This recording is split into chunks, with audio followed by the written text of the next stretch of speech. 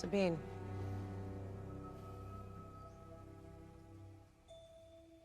Can I count on you?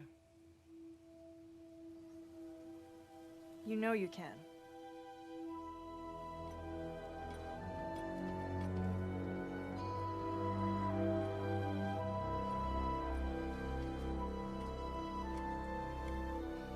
Is everything all right?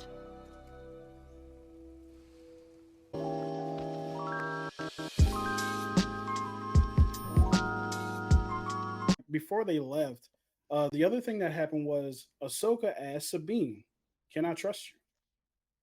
And she says, "Yeah, of course you can." Right? And then we see like throughout the rest of the episode that that may or may not be as true as we thought it to be. Right? So, and we'll get to that part later on. But what did you think about I just kind of, I, the good? yeah, I kind of felt even her answer to that, like I just didn't believe her. No, he was uh, like, I'm a little skeptical. yeah, like just the fact that they even brought it up, I was like, yeah, that's gonna come back around and something when the That's time comes. So, Yeah, definitely like heavy foreshadowing vibes. You might as well just uh huh, like paint the foreshadowing across the front of the screen. yeah, But yeah, we knew so there'd at least be a mhm, decision when the time come, or else they wouldn't have put that in the episode. So, right. I think honestly, I was too wrapped up in what was going on that I didn't even consider it until the moment happened when she had to make a decision. mm, Um, but yeah, so actually, let's just we can honestly just bounce around a little bit. Let's skip to okay, just that part of the decision, right? So okay. my question about that is, do you believe that Sabine is going to the dark side? Do you think that it's possible for her to be tempted by the dark side at all? Because, I, and here's the reason why I asked that. Baylan did his Sith thing where they close their eyes and they it was like, I sense darkness in this one, and then yeah, he just he turns his lightsaber off, walks right up to her, and starts spitting Sith game right at her.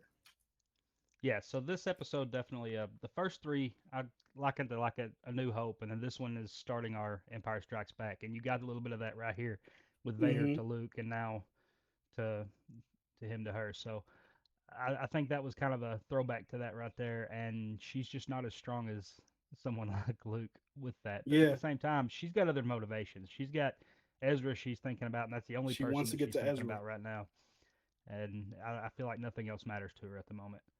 right? Because right in the beginning of the episode, I said we're going to be jumping around. Um, before they even leave, really, Ahsoka makes this assertion that hey, we might have to destroy the key just so that they can't get the throne. I know Yeah. that that might mean we can't get the Ezra either, but we might have to make some sacrifices just in case. So I think from that point on, the seed was already planted in Sabine's head about I might have to make a decision. Yep. But even in that moment, I didn't believe that she would ever actually destroy it because she was looking for excuses to, well, let's hurry up and go on and get this done. Right. Let's make sure we can get there before that decision has to happen because she didn't want Yeah. to make that decision.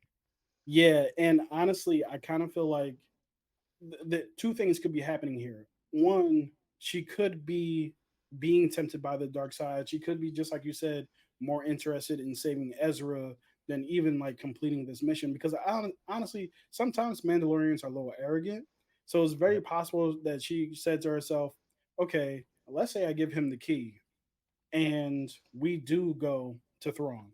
I can escape and get out of here and get Ezra anyway, and then take Yep. him out and dip off." So in her mind, to I, be like, it really doesn't matter whether or not we get to Thrawn, as long as we can take out, as long as I can get to Ezra. yeah, I think she thinks she gets Ezra. The two of them can get out together. It ain't no big deal. I really think it's more that than it is the dark side Yeah, I think that thing. she's playing the long game a little bit. Yep. I know that and the other thing that might also help with that or help her to make that decision is I don't know if I'm remembering this wrong, but she did see Ahsoka fall off that cliff, right? Yep. Yep. Yeah, so she might be thinking to herself, Ahsoka's gone, the ship is Excuse me. destroyed. I don't really have a choice. I can't beat Balin and Shin. Like that's not going to happen. So this Right. was really the only move that she had. Yeah. Yeah. It's Yeah, like even so if she had destroyed that, or she could just destroy it and save yeah, the and then she universe. knows she's dead as soon as she does. I mean, Yeah, so yeah. might be So a little bit of self-preservation there. Yeah. yeah, I think so. So I don't really think that she's. It's possible that she could end up like being tempted by the dark side. I think that would be an interesting direction. I just don't see the writers, and I think it's a. I think they just try and cap her heads up on that one and just make it seem that way. Yeah. Yeah. So and also, I think something else that kind of adds to that is the idea that Shin told her earlier in the show that she has no power, like she has no force power. So her being tempted by the dark side is kind of like to do what though? You know what I mean? Yeah. It's yeah, some of that might be coming up with that as well.